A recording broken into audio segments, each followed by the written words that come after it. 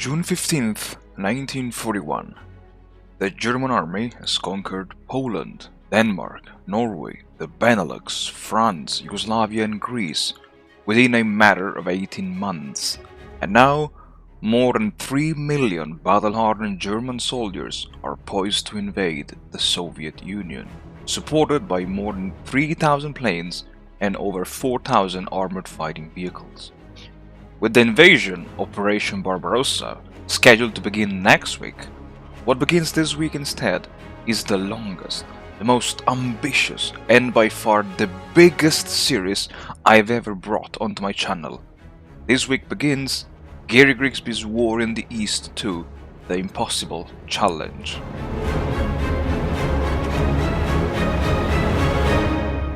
And howdy folks, welcome back to the channel and welcome officially to the very first episode of this new adventure in War in the East 2.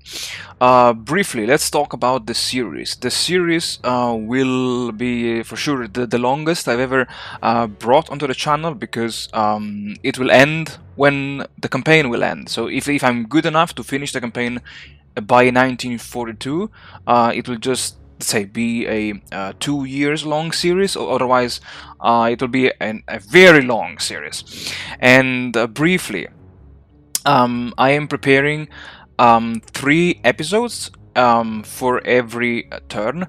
Each episode will cover the advance of Army Group North, Center and South in this specific order, and I kindly recommend you folks to watch the videos as they are let's say uploaded in the playlist, so that you can understand what's going on, because I will always start from Army Group North and then I will go from North to South.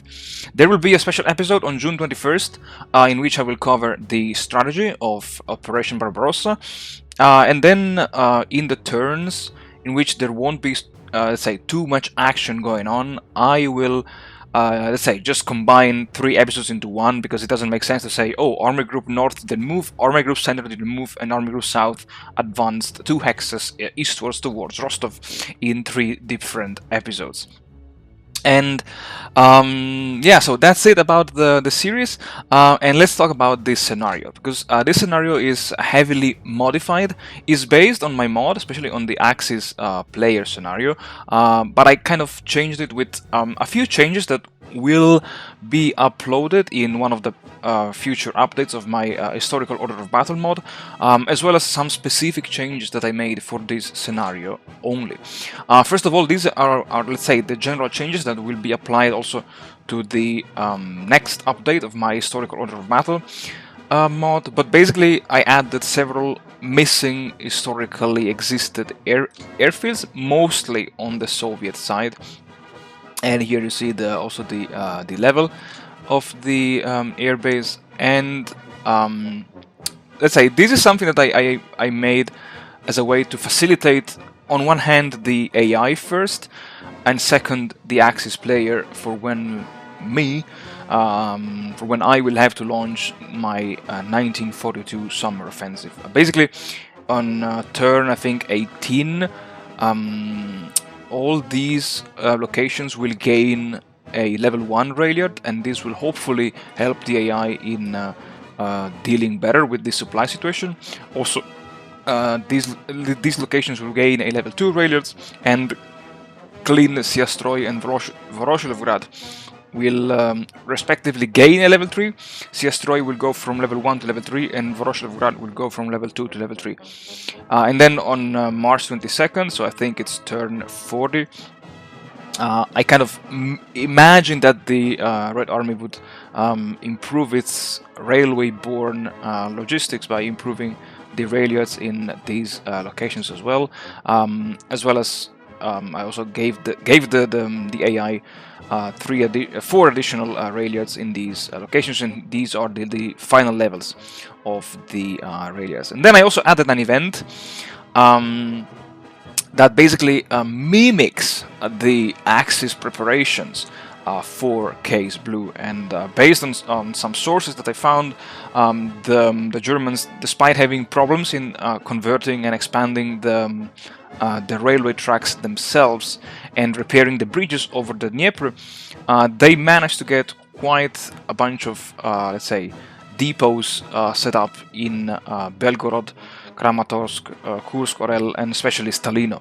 And therefore, there is let's say, I changed the expansion date and also the size of these rail yards, but to kind of make it a little bit more challenging for myself, I added an event that on March 22nd, 1942, will deal 100% damage to the Israelis, which kind of will force me to commit some construction battalions, and this will be like the effort that the Axis should have done or should do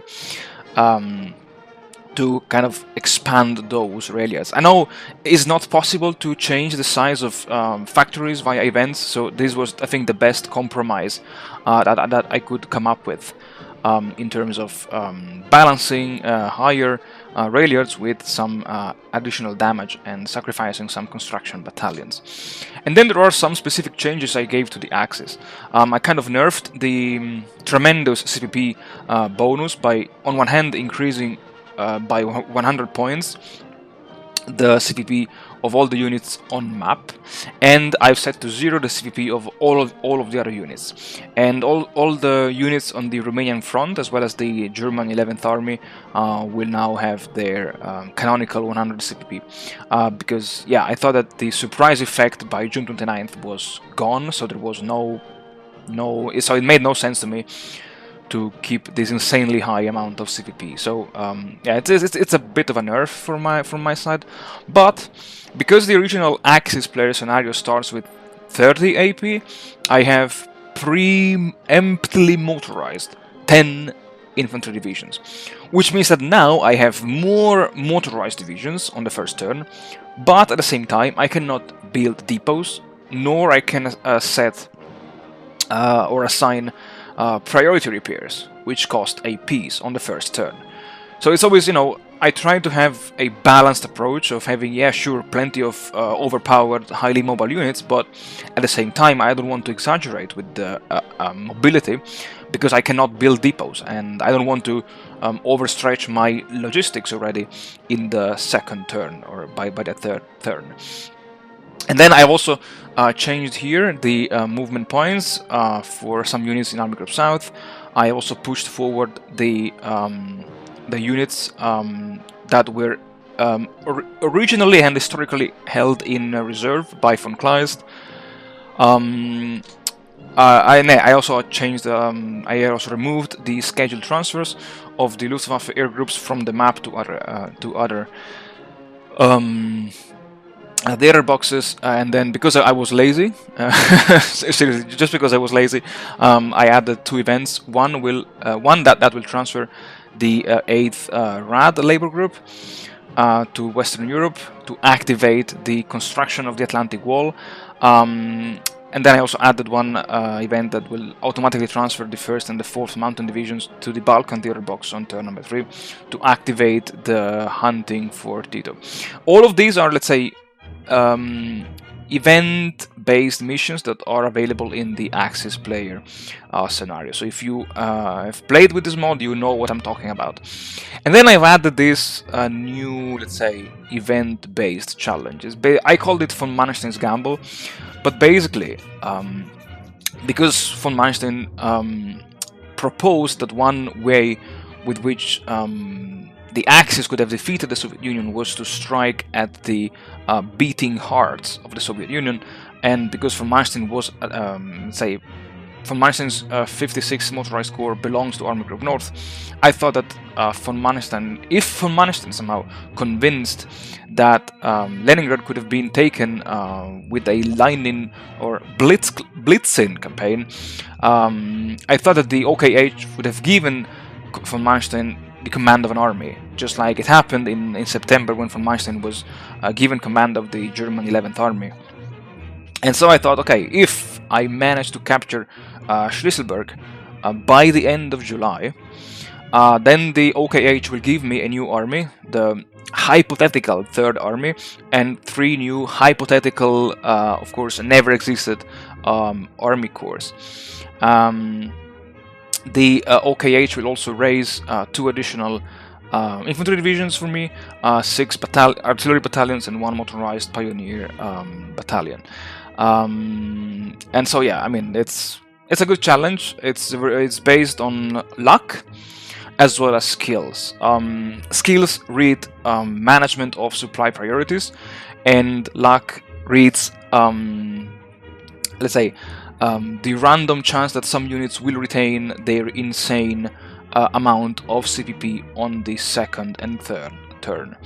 I mentioned this because this is one of the biggest downside that I faced when increasing overall the Axis units CPP on the map. Somehow some units will randomly retain, so random units will retain an insanely high amount of CPPs, and this effect can last for, I don't know, 4 or 5 turns.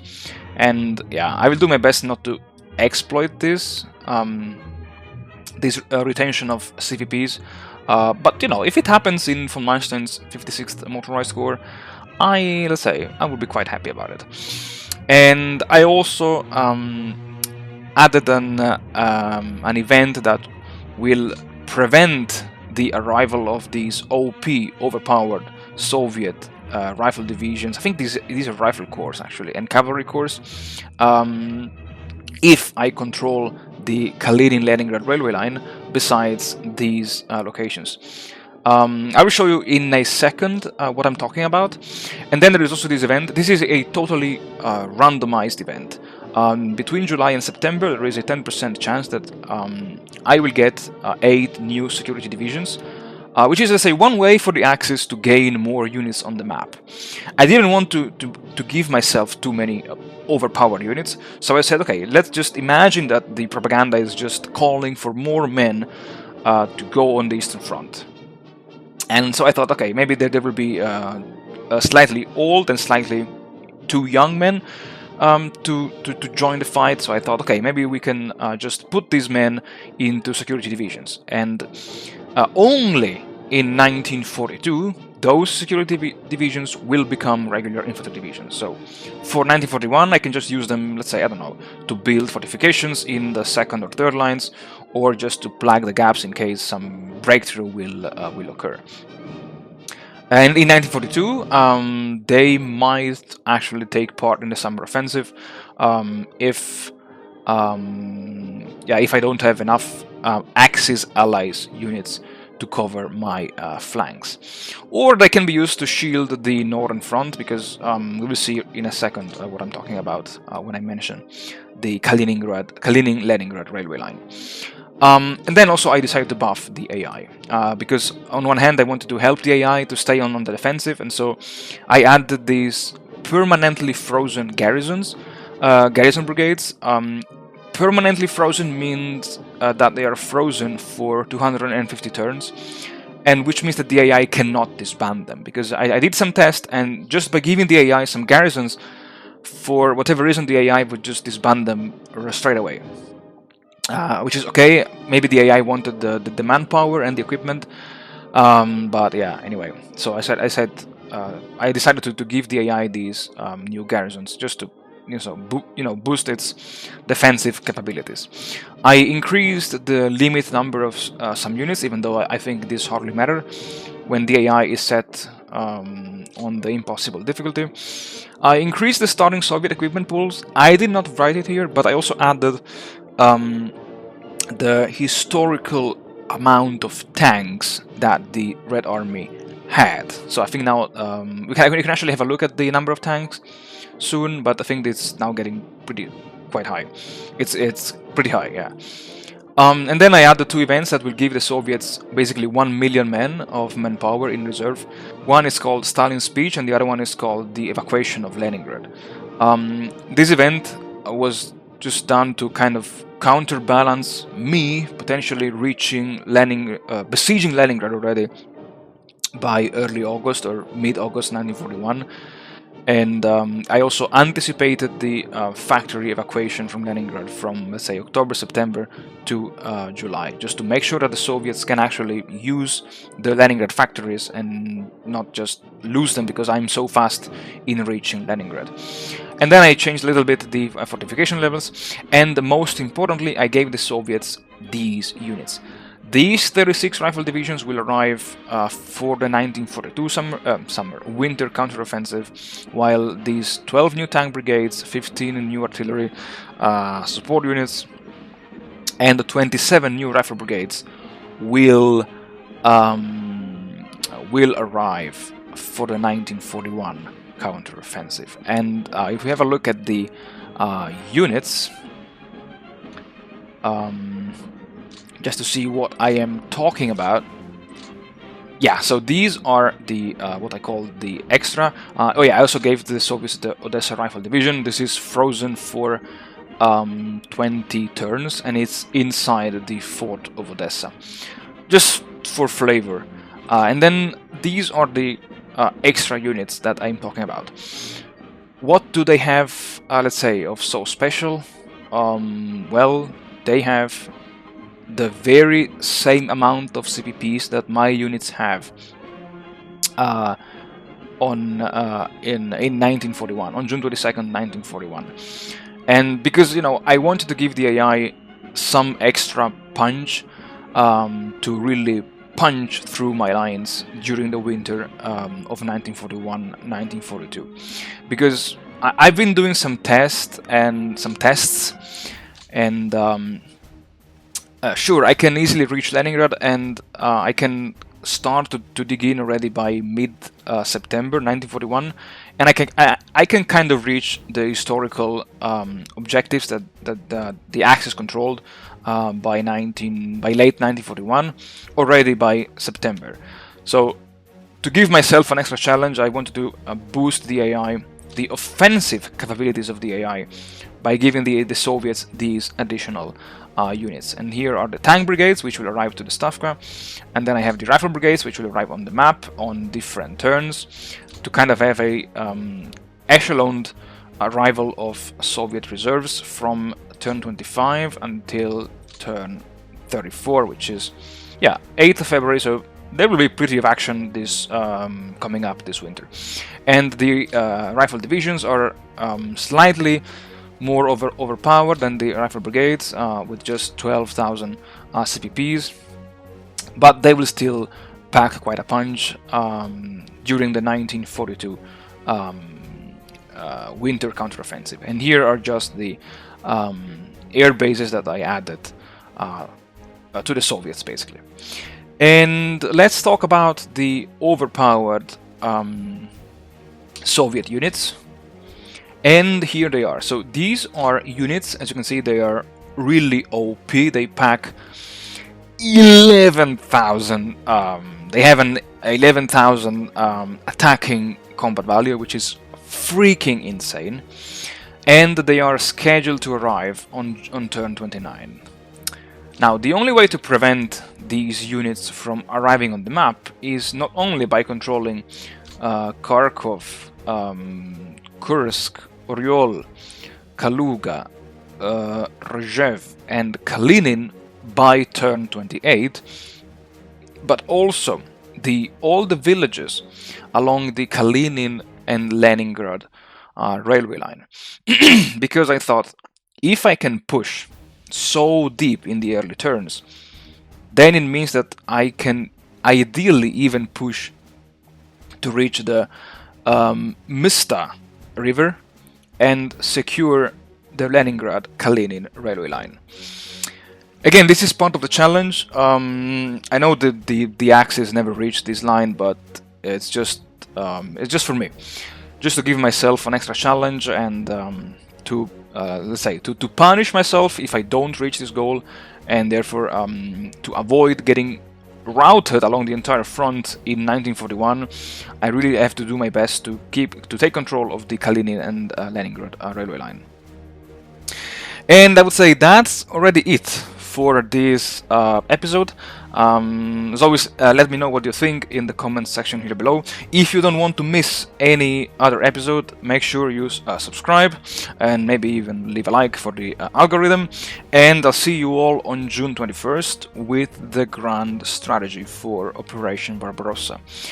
Until then, folks, I wish you all the best, and I hope to see you all on June 21st.